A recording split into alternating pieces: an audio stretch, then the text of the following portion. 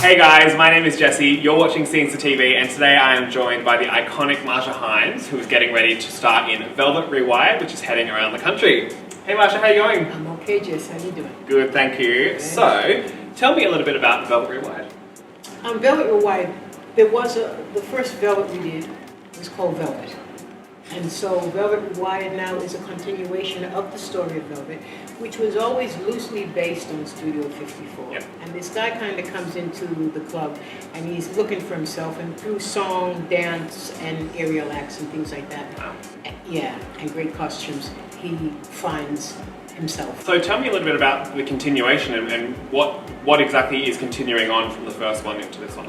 Well, the story goes, the first, he sort of finds himself, and then he gets his heart broken. Okay. Don't we all, Jesse? Don't we all? He gets his Too heart, real. yeah, he gets his heart broken, and he comes back to the family that he once knew, who are we, the cast, Yeah. the ensemble. And yeah, it should just be, I'm looking forward to it. The first one we actually took to Edinburgh, which was just wow. the bomb, and then this one we start in November here. Yep. At the Wynnum. Right? And then we take it to the Opera House for 7 weeks, and then we travel the country. Luckily, I had an input in what I had to sing and what I could sing. And one of my favorites is Never Knew Love, and we do, I won't tell you, because if I tell you, people are gonna come to see This it. is true. This Yeah, is true. okay, so I won't tell you. But Spoiler alert. one of my favorites is Never Knew Love like this before. Nice. Yeah. What are you looking forward to about taking the show to all different kinds of places around the country? To be really honest, Jesse, the joy, because we've all gone through such a trying time, Sure. and especially my industry, as well as, the hotel industry, as well as restaurant industry, everybody. So it'll just be good to have some joy again. And I read in actually our interview with you in print in Scenes to Mag that the show was in a sense built around you, or at least with you very heavily in mind. Yeah. So can you describe, give me a bit more information about that? Well, I'm kind of like, I'm there. I'm very much there, and my songs sort of lead from one thing to another. It's my manager's show, so Yes, this is yes. my manager's idea, Peter Ricks. Yep. And it's great. It's been a great vehicle for me, but I really like, I first came to Australia to do Hair, the musical, and then Jesus Christ Superstar as Mary. So the thing is, I like ensemble work.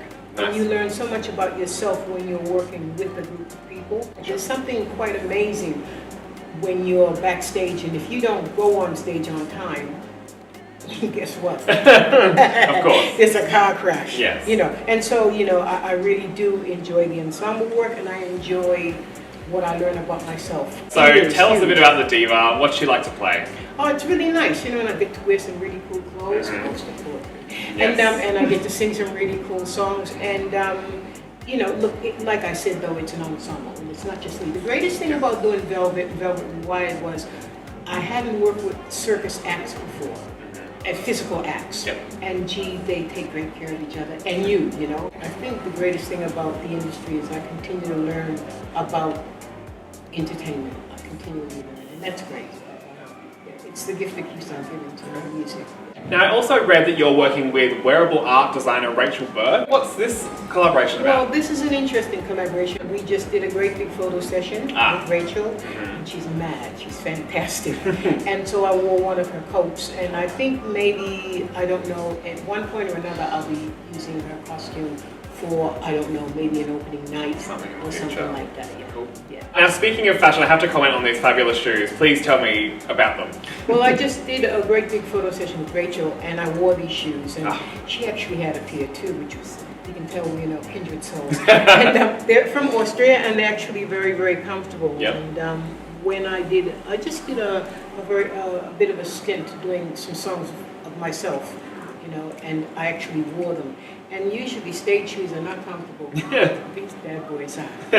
And not only that, they look good, don't they? They Jesse? look fabulous. Yeah. Disco is the kind of music, either your parents have driven you crazy playing at barbecues and their parties, okay? Or you're hearing it in a lot of the movies these days. Like the soundtrack for so many movies, it's all disco. I think we've come out of a very sad time, which was the Vietnam War. Sure.